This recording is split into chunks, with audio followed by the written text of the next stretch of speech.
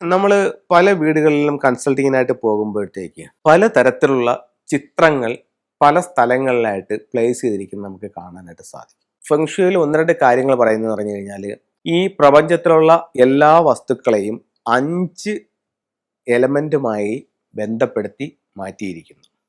അപ്പോൾ ഫെങ്ഷുയിൽ ഈ 5 എലമെന്റ്സ് നമ്മുടെ വീടിന്റെ ഓരോ ഡയറക്ഷൻസിലും ഉണ്ടെന്നൊരു തിയറിയുണ്ട്.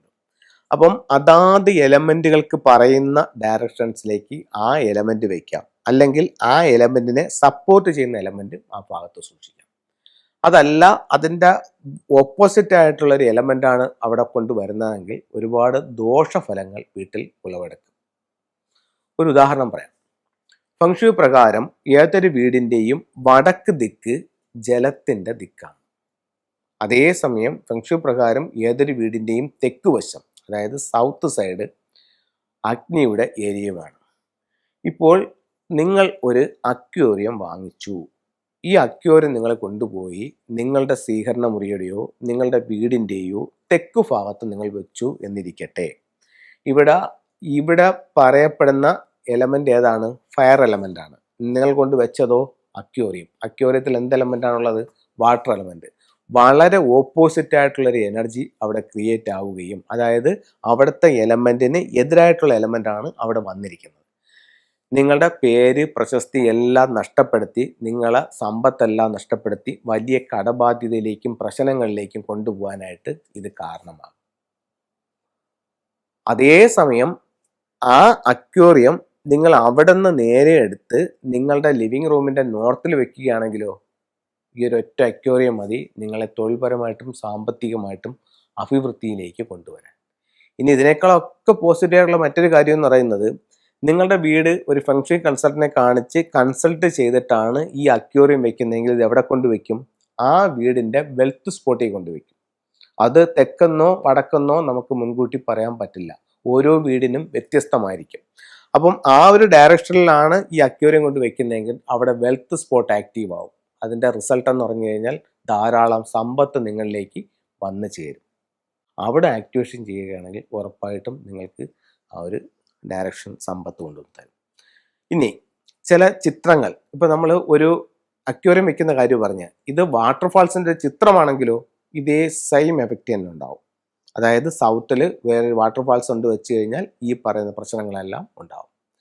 ഇനി നിങ്ങളുടെ വീടിൻ്റെ സ്വീകരണ മുറിയുടെ കിഴക്ക് ഭാഗത്ത് ഒരു അഗ്നിയുടെ ഒരു ചിത്രം കൊണ്ടുവയ്ക്കുന്നു, അതായത് തീ കത്തിക്കൊണ്ടിരിക്കുന്ന ഒരു ചിത്രം കൊണ്ടുവന്ന് കിഴക്ക് ഭാഗത്ത് കൊണ്ടുവന്ന് വെച്ചെന്നിരിക്കും. ഇത് നിങ്ങൾക്ക് വളരെയധികം ആരോഗ്യ പ്രശ്നങ്ങൾ ഉണ്ടാകും. എന്തുകൊണ്ടെന്ന് ചോദിച്ചു കഴിഞ്ഞാൽ, കിഴക്ക് വശത്ത് വരുന്ന എലമെന്റ് വുഡ് എലമെന്റ് ആണ്. നിങ്ങൾ അവിടെ കൊണ്ടുവച്ചിരിക്കുന്ന എലമെന്റോ അഗ്നിയാണ്.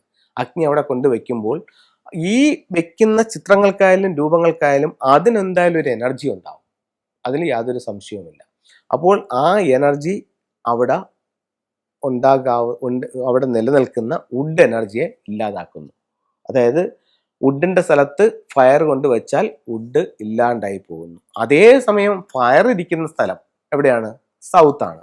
ആ സൗത്തിൽ നമ്മൾ കൊണ്ടുവന്നൊരു ലക്കി ബോംബ് വെച്ചാലോ അതവിടെ ആക്റ്റീവ് ആവും. അവിടെ ഇതിനെ പ്രൊഡക്ഷൻ സൈക്കിളായിട്ടാണ് കണക്കാക്കുന്നത്. ഇവിടെയാണെങ്കിലോ വീക്കനിങ് സൈക്കിളാണ്. അപ്പോൾ ഈ ഒരു സൈക്കിളും കൂടി നമ്മൾ മനസ്സിലാക്കേണ്ടതുണ്ട്. അത് കുറച്ചും കൂടെ ഉള്ളറകളിലേക്ക് ഇറങ്ങിച്ചെല്ലുന്ന സയൻസുകളാണ്.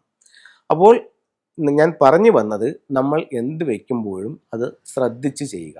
അതുപോലെ തന്നെ ഇപ്പോൾ ഞാൻ പറഞ്ഞു, ഒരു വീടുകളിൽ ചെല്ലുമ്പോഴത്തേക്ക് രക്തച്ചൊരിച്ചിലുകൾ ഉണ്ടാകുന്ന ചിത്രങ്ങൾ, അല്ലെങ്കിൽ തോക്കിൻ്റെ ചിത്രങ്ങൾ, അല്ലെങ്കിൽ കലഹത്തിൻ്റെ ചിത്രങ്ങൾ, അല്ലെങ്കിൽ വാളും പരിചയം, അല്ലെങ്കിൽ പിന്നെന്താ പറയുന്നത്, ക്രൂര മൃഗങ്ങളുടെ ഇത്, അല്ലെങ്കിൽ ഒരു മൃഗം മറ്റൊരു മൃഗത്തെ വേട്ടയാടുന്നത്, അല്ലെങ്കിൽ പിന്നെ സിംഗിളായിട്ടുള്ള, ഇപ്പം ഒരു വീട്ടിൽ ചെല്ലുമ്പോഴത്തേക്ക് ഒരു തെക്ക് പടിഞ്ഞാറ് ഭാഗത്ത് ഒരു ഡക്ക് മാത്രമേ ഇരിക്കുന്നു. അപ്പോൾ തെക്ക് പടിഞ്ഞാറ് ഭാഗത്തെന്ന് പറയുന്നത് ആ വീടിനെ സംബന്ധിച്ചിടത്തോളം കപ്പിൾസിൻ്റെ ഏരിയയാണ്. അപ്പോൾ അവിടെ ഒറ്റ ഡക്ക് മാത്രം ഇരിക്കുമ്പോഴത്തേക്ക് അതിന് ജോഡിയില്ല. ഒന്നുകിൽ ആ വീട്ടിലെ ഗൃഹനാഥൻ അവിടെ ഉണ്ടായിരിക്കില്ല, പുറത്തെവിടെയെങ്കിലും ആയിരിക്കും. ഇവർ ഒറ്റപ്പെട്ട ഒരു അവസ്ഥയിലേക്ക് വരാനുള്ള സാധ്യത അതുണ്ടാകും. അപ്പോൾ ഇത്തരത്തിലുള്ളത് ജോഡിയായിട്ട് വെക്കണം. അതുപോലെ തന്നെ കിഴക്ക് ഭാഗത്ത് നമ്മൾ കൊക്കിൻ്റെ ചിത്രം വയ്ക്കുകയാണെങ്കിൽ, ക്രെയിൻ്റെ ചിത്രം വയ്ക്കുകയാണെങ്കിൽ അത് നമുക്ക് ആരോഗ്യപരമായിട്ട് നേട്ടങ്ങൾ തരും. തെക്ക് കിഴക്ക് ഭാഗത്ത് നമ്മൾ ലക്കി ബോംബിൻ്റെ ഫോട്ടോയോ ചിത്രങ്ങൾ വയ്ക്കുന്നത് നമുക്ക് സാമ്പത്തികമായിട്ട് നേട്ടം തരും. തെക്ക് വശത്ത് ഫീനിക്സ് ബേർഡ് വെക്കുന്നത് നമുക്ക് പേരും പ്രശസ്തി ഉണ്ടാവും. അതുപോലെ തന്നെ തെക്ക് വശത്ത് നമുക്ക് ഹോഴ്സ് വെക്കാം. ഇപ്പോഴും പലരും 7 കുതിരകളെ തിരക്കി പോകുന്നുണ്ട്. അത് 2004 വരെയായിരുന്നു. 1984 മുതൽ 2004 വരെയുള്ള 7 എന്ന് പറയുന്നൊരു കാലഘട്ടത്തിലായിരുന്നു ഈ 7 കുതിരകൾ വളരെ റിസൾട്ട് തന്നുകൊണ്ടിരുന്നത്. ഇപ്പോൾ ആ കാലഘട്ടം കഴിഞ്ഞു, 8ആയി, 8ഉം കഴിഞ്ഞു, ഇപ്പോൾ 9ആയി. ഇപ്പോൾ 9 കുതിരകളെയാണ് നമുക്ക് തെക്ക് വശത്ത് സൂക്ഷിക്കേണ്ടത്. അതല്ലെങ്കിൽ ഒറ്റ കുതിര, വിജയിച്ച് നിൽക്കുന്ന ഒരു ഒറ്റ കുതിരയുടെ ചിത്രവും അല്ലെങ്കിൽ സ്റ്റാച്ചുവോ തെക്ക് വശത്ത് വയ്ക്കാം. അതുപോലെ ഇത്തരത്തിലുള്ള നെഗറ്റീവായിട്ടുള്ള ചിത്രങ്ങളെ പരമാവധി ഒഴിവാക്കുകയും സൗഭാഗ്യം തരുന്ന ചിത്രങ്ങളാണ് യഥാസ്ഥലത്ത് വയ്ക്കുകയാണെങ്കിൽ ഒത്തിരി പോസിറ്റീവായിട്ടുള്ള റിസൾട്ട് നമുക്ക് തരും. അപ്പോൾ ചില ടൂൾസുകളിലേക്ക് നമുക്ക് പോകാം. ഇത് ട്രാവലിംഗ് ബുദ്ധ എന്ന് പറഞ്ഞിട്ടൊരു ബുദ്ധയാണ്. ഇതെന്ന് പറയുന്നത് ഒത്തിരി സൗഭാഗ്യങ്ങളുള്ള ഒരു ബുദ്ധൻ്റെയാണ്. നമുക്ക് പലതരത്തിലുള്ള ബുദ്ധകളുണ്ടെങ്കിലും ഏറ്റവും പ്രോസ്പെരിറ്റി ഉള്ളതും ഞാൻ ഏറ്റവും കൂടുതൽ ഫെങ്ഷുയുടെ വർക്കിനായിട്ട് ഉപയോഗിക്കുന്നതുമായിട്ടുള്ള ബുദ്ധ ഈ ട്രാവലിംഗ് ബുദ്ധയാണ്. ഇപ്പം എനിക്ക് എൻ്റെ ഷോപ്പിലേക്ക് വന്നു കഴിഞ്ഞാൽ അവിടെ 100 ബുദ്ധ ഉണ്ടെങ്കിൽ 95 ബുദ്ധയും ട്രാവലിംഗ് ബുദ്ധയായിരിക്കും. അത് പല സൈസ് അളവിലുള്ള ബുദ്ധയാണെന്നേ ഉള്ളൂ. അപ്പോൾ നമ്മൾ ഏറ്റവും കൂടുതൽ പ്രോസ്പെരിറ്റി കിട്ടുന്നൊരു ബുദ്ധ ട്രാവലിംഗ് ബുദ്ധയാണ്. അപ്പോൾ ഇത്തരത്തിലുള്ള ഒരു ബുദ്ധ വാങ്ങിച്ചിട്ട് മെയിൻ ഡോറിൽ നിന്നും വീട്ടിൻ്റെ ഉള്ളിലേക്ക് നോക്കി വയ്ക്കാം. അതല്ല പ്രധാന വാതിലിൽ നിന്നും കാണുന്ന രീതിയിലാണ് വെക്കുന്നതെങ്കിൽ അതിൻ്റെ നേരെ മെയിൻ ഡോറിൻ്റെ നേരെ ഇതിൻ്റെ പാദങ്ങൾ പോകാതെ ഒന്ന് ടിൽറ്റ് ചെയ്ത് വെച്ചാൽ മതിയാവും. ഒരു മുക്കാല് തവള, അതായത് 3 കാലുകളുള്ളൊരു തവള, ഇത് പ്രധാന ഡോറിൽ നിന്നും വീടിൻ്റെ ഉള്ളിലേക്ക് കടന്നു വരുന്ന രീതിയിൽ വെക്കണം. അപ്പോൾ ഇത്തരത്തിലുള്ള ഒരു ചൈനീസ് കോയിൻ, ഇത് 3 കോയിൻസ് കെട്ടിയതാണ്. നമുക്ക് 3 കോയിൻസ് വേണമെന്നില്ല, ഒറ്റ കോയിൻസ് കെട്ടിയത് മതി. ഇപ്പോൾ കെട്ടിയതല്ല, ഒറ്റ കോയിൻസ് ഉള്ളത് മതി. ഇത് ഇതിൻ്റെ ചുണ്ടിൽ ഇങ്ങനെ വെച്ചു കൊടുക്കാം. ചുണ്ടിൽ ഇങ്ങനെ വെച്ചുകൊടുക്കും. എല്ലാ സൗഭാഗ്യങ്ങളുമായിട്ട് സമ്പത്തിൻ്റെ ഒരു തവള ചുണ്ടിലൊരു ചൈനീസ് കോയിനുമായിട്ട് നമ്മുടെ വീട്ടിലേക്ക് കടന്നു വരുന്ന രീതിയിലാണ് ഇത് വെക്കുന്നത്.